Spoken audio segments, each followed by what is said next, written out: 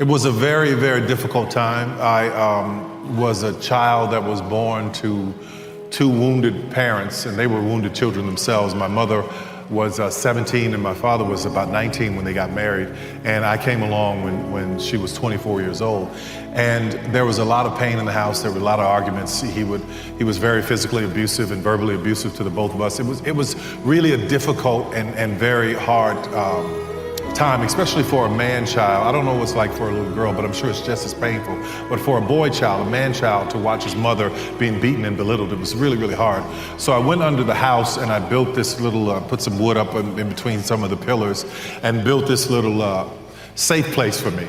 And I painted it robin egg blue. I had found some paint somewhere, painted it blue, and I would sit in this room and I would let my imagination take me to other places. I would just be somewhere running through grass and trees while I'm listening to all of the pain and all of the heartache up above me in the floorboards. So it was a very difficult time. But the beauty in that moment, and I say this to people all the time, is that I know that all things work together for your good. When I am writing a script or a movie, or writing the Have and Have-Nots, or if Loving You Is Wrong, or writing any of these shows or movies, in my imagination, I go to a place where I'm in that world. And that was formed and born inside of all that pain. So the little boy's imagination is where the man goes now to feed his dreams. So it's a beautiful thing when you know that all things are going to work together for your good.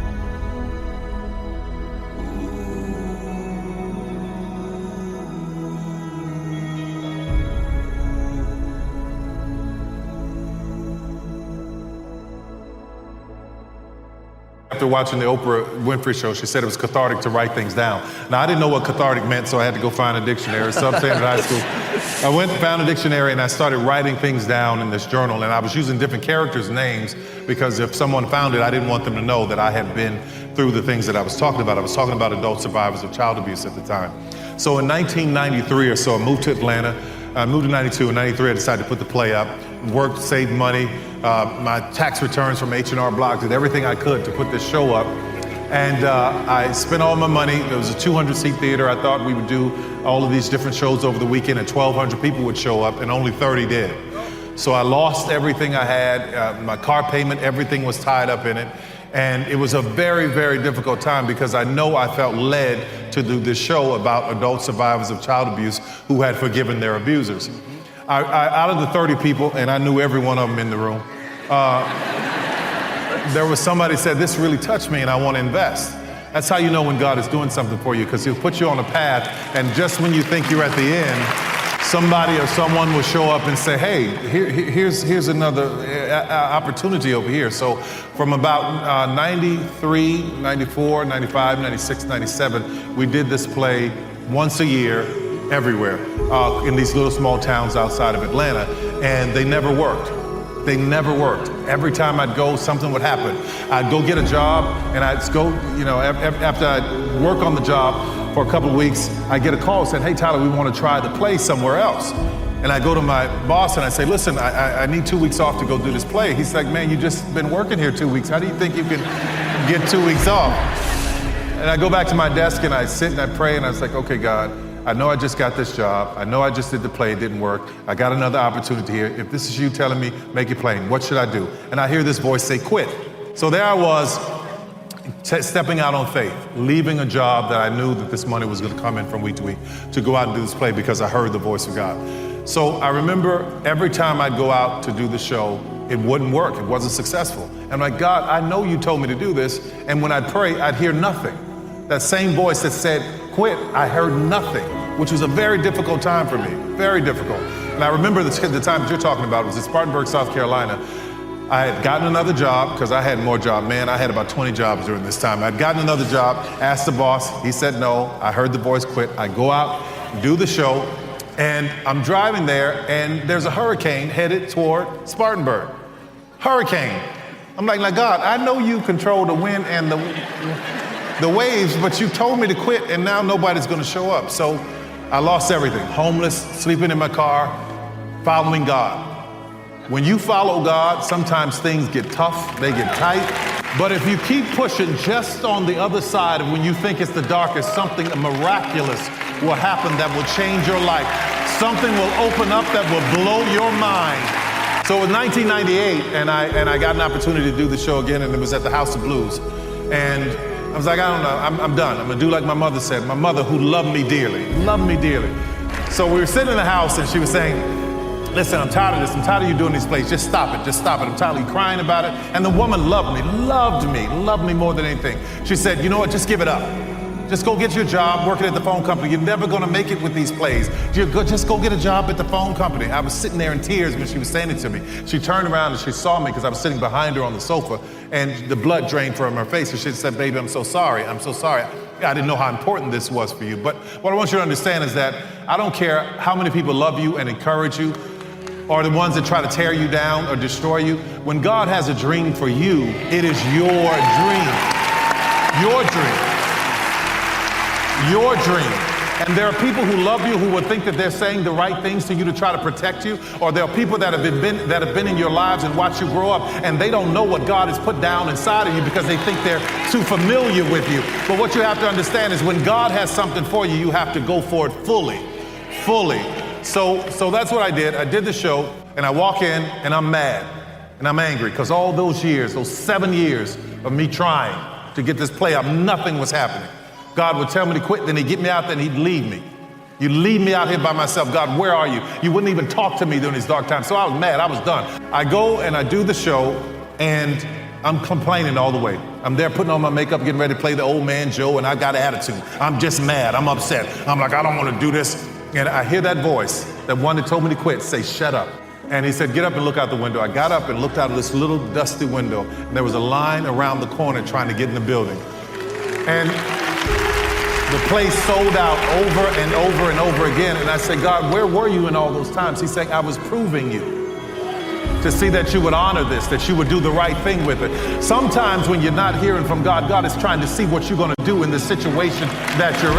And it turned out to be an incredible moment that has taken me from that sold out house all the way into every show that we've done. It's been incredible. It's been miraculous. It's been nothing but God. And I'm grateful from the time when I started doing these shows to the time when they started to take off. What broke in the moment? Well, here I was with this script about adult survivors of child abuse whose parents had abused them. And the characters in the show that I had written from my own mind had forgiven their abusers, but I hadn't forgiven my father. So one day we were on the phone before the show sold out, before everything changed. We were on the phone, and I got a chance to just say everything that was on my mind, because I wasn't the little boy anymore. I was a 6'6" man, and I wasn't afraid. And I started saying everything that I needed to say to him. And the things that came out of my mouth blew my mind. But at the end of it, what I heard was, I forgive you. I said, I forgive you to him. And something shifted in me. Something shifted. Let me tell you something. Forgiveness is so incredibly powerful. Forgiveness is not for the other person, it is for you. There are people living their lives who've done you wrong. They are happy walking down the street, not even thinking about you, but there you are holding on to unforgiveness. When I forgave this man, I found myself I was lost for a second, because my entire fuel was based on the negativity of not forgiving him. But once I forgave him, I had to find a way to find another source of fuel. So the negativity and all the darkness that I'd been through was the source. Now I needed a more positive source. Now I needed a good source, a pure source. It's like taking a car that runs on diesel and putting regular gasoline in it. And then all of a sudden you say drive, and something's gonna go wrong. So you have to rework all the components inside of your mind to be able to understand how to function in positivity. So that shift for me was so incredible. Forgiveness did all of that for me. And the minute I did that, the minute I started to function and doing the right thing and being positive, I went from nobody coming to the show to not having enough seats for the people to get into the places. Yeah, this shocked a few people. They said, let's talk about your failures. I said, I don't have any. And I tell you why. I tell you why I say that. Because when you know that everything in your life is going to work together for your good.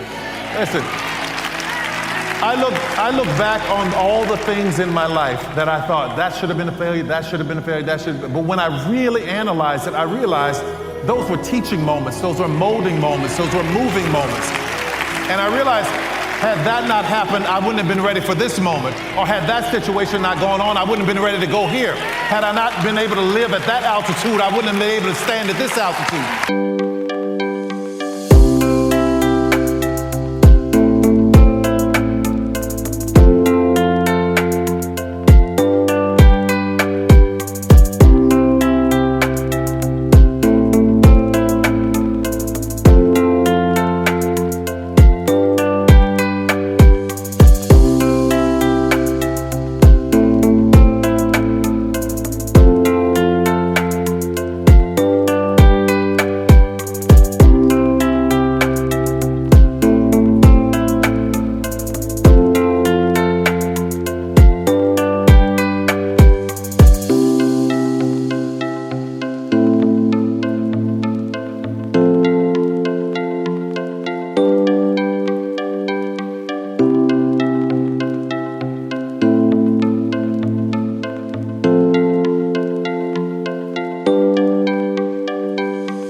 So what happened to me, as I look back on all those moments, I don't call them failures. I call them the grace of God, because it had brought me right where I needed to be.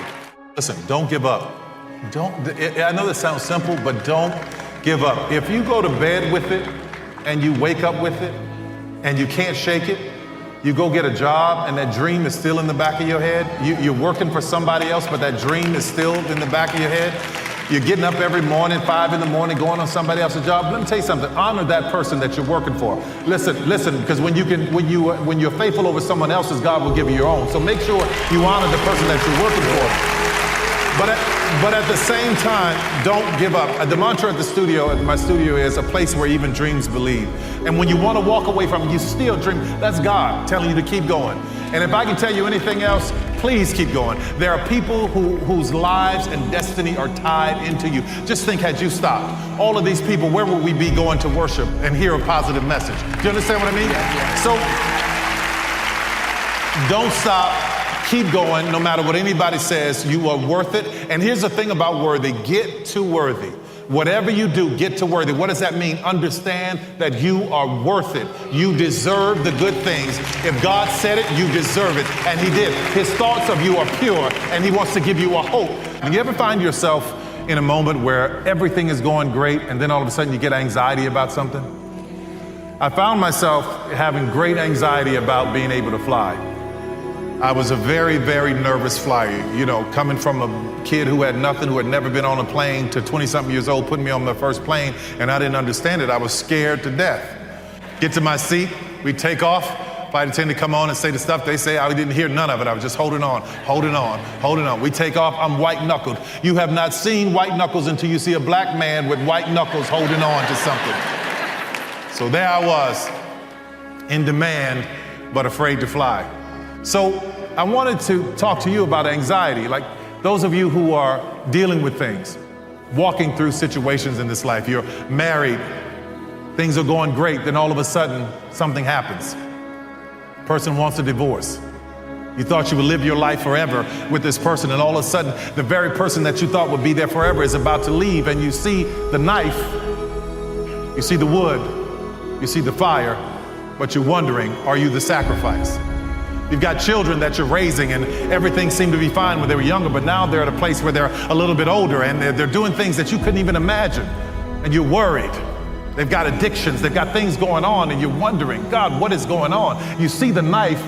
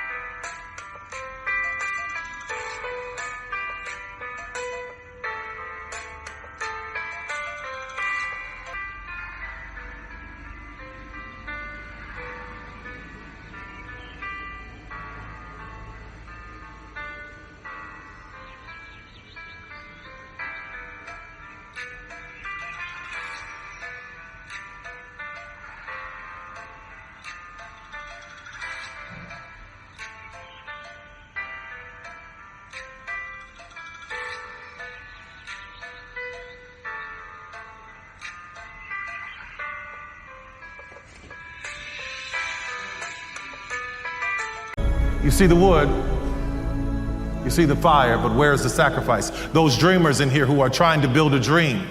God, what is going on in this moment? What is going on? What is happening right now? I've been there. It's a very difficult place when you know that you've got anxiety all over you. So as I look at this text and I see Isaac wondering, is he the sacrifice? I came here to tell you some good news. If you are in this place and you are wondering if you are the sacrifice, I came to tell you that you are not. You are not the sacrifice. God did not bring you this far to leave you. You are not about to die. You are not about to lose everything. You are not the sacrifice. How do I know that? In the very next verse, Abraham answers Isaac. He says, God himself will provide the sacrifice. Climb and maintain. The climbing is the prayer and the worship is maintaining. So what do you do with anxiety? You climb and maintain.